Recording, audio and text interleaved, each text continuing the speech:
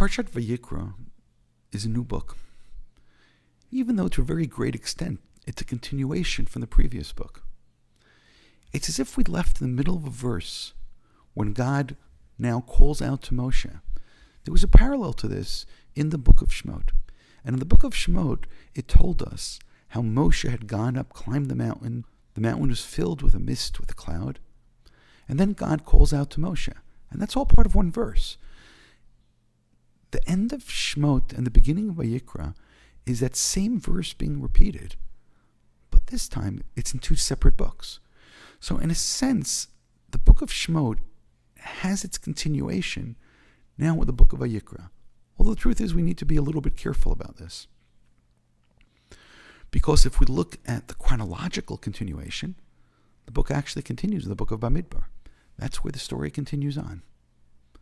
Vayikra seems to be this extension of the book of Shemot. More so than I would call it the next book. It's an extension. It's a holy extension. And it's a book which is all about holiness. In this book about holiness, we're told what the Mishkan is going to be about. The book is going to continue and tells us people that can have proximity to the Mishkan or people who need to keep a distance from the Mishkan. The holiness will be within the camp of the people. Now, for many moderns, the very concept of bringing sacrifices is something which is foreign. When the temple is destroyed, the prophet tells us that God says, I wanted your kindness, not your offerings, not your sacrifices.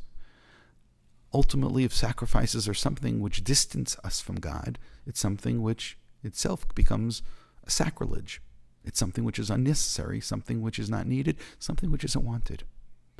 Which brings us back to the question, so really, what was the purpose of these sacrifices, of these offerings, of these korbanot?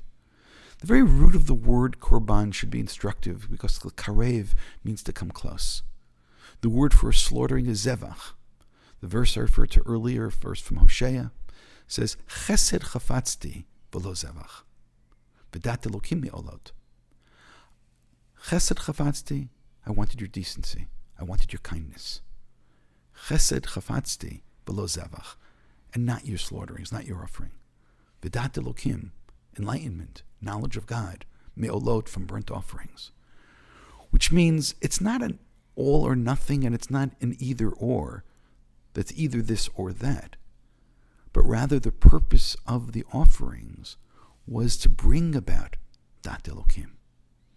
At the end, people probably got cynical and felt all they need to do is to make a donation to the building fund, make a donation to the temple, bring their offering, make that sacrifice, as it were, and everything's going to be okay. But that wasn't the objective. The objective was Dat Elokim. And that seems to be the real challenge. How is a korban turned into Dat Elokim? Watching an animal be killed is something which is jarring. It's something which is difficult. The Ramban stresses this point and he tells us that because it's jarring and because it's difficult is why it's significant. The process of the korban in the Ramban's mind was supposed to be something which is absolutely cathartic. As the person witnesses this animal be killed, they're supposed to know that but for the kindness of God, that well could have been them. Which means a person needs to go through a complete transformation and to reorient themselves with Dat Elokim, with knowledge of God, with understanding, with decency, with chesed. The purpose of the korban was, in a sense, to wake up the individual and bring the person back to life. Which means, in a certain sense, the idea of the korbanot was to save a life. I know it's very ironic, but you're going to kill an animal to save a life? Yes. That they were going to kill animals to save human lives.